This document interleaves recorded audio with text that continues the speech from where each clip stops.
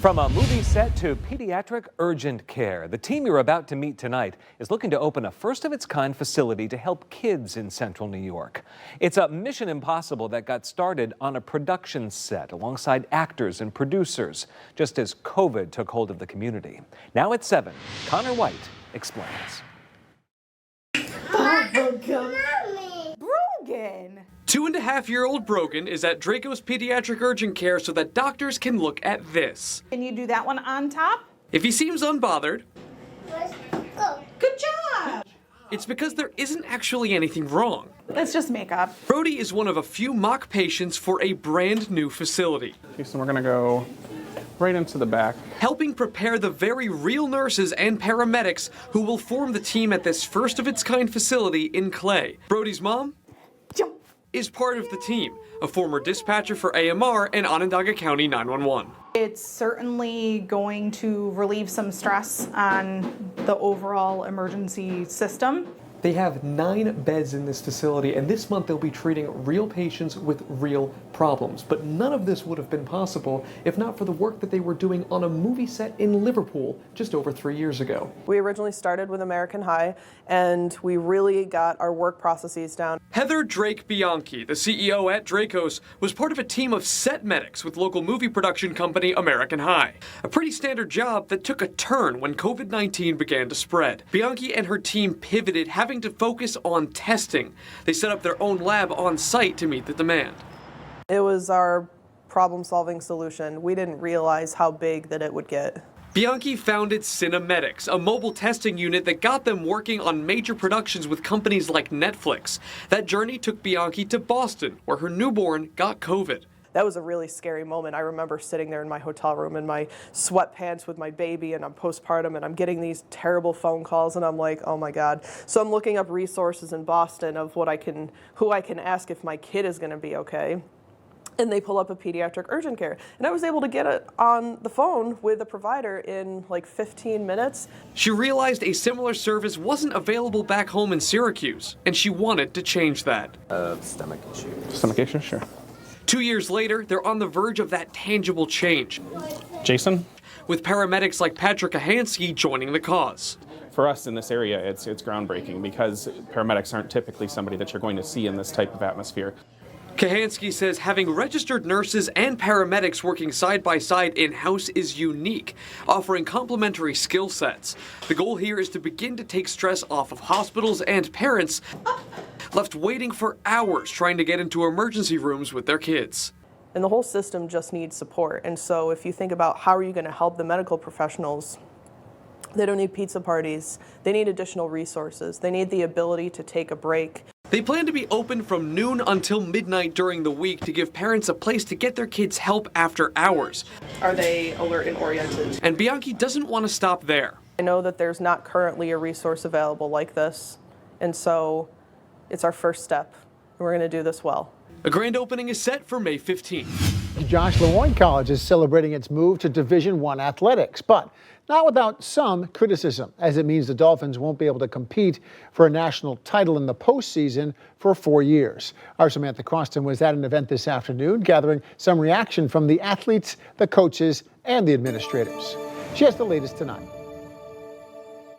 The LeMoyne president and Northeast Conference commissioner put pen to paper this afternoon, signifying the start of LeMoyne's legacy as a Division I institution.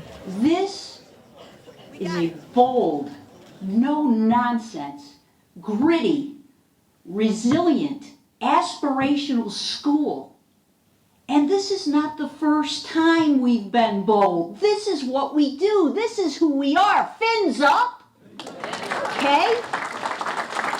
All 21 teams moving to the Northeast Conference to play at the highest level. I think that every kid running around in their backyard growing up wants to be a Division I student athlete. And I think that, kids wearing a LeMoyne jersey are going to have that chance here starting in August when the kids come back on campus. But during the transition, there's a price to pay.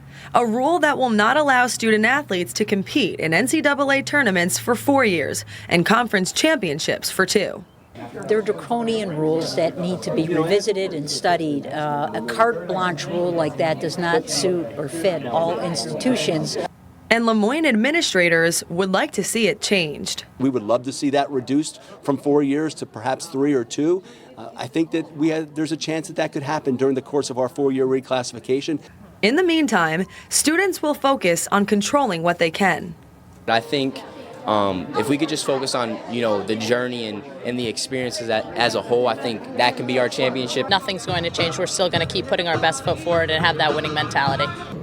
As for whether the NCAA tournament rule will ever be changed, that remains to be seen. But you can expect that LeMoyne administrators will be a part of that ongoing conversation.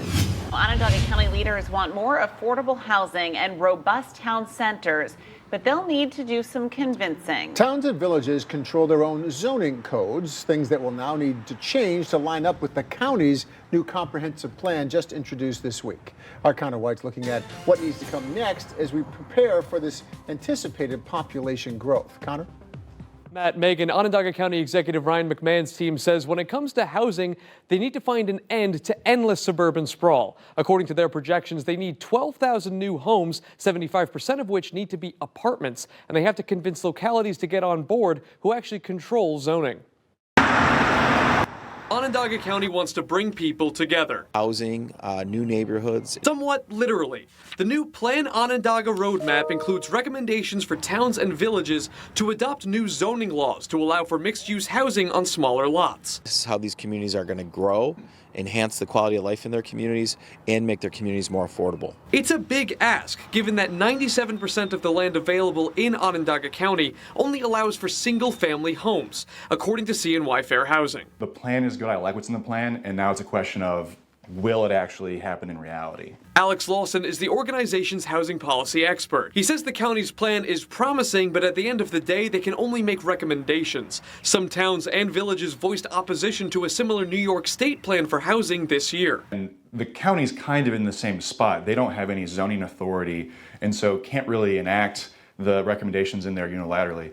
There's economic incentives that the county can offer to make it happen, though county government likely won't have to do much to push the city of Syracuse, already working on a zoning overhaul. We have a housing crisis right now in the community, and that will only be exacerbated with added population if more isn't done on the housing front.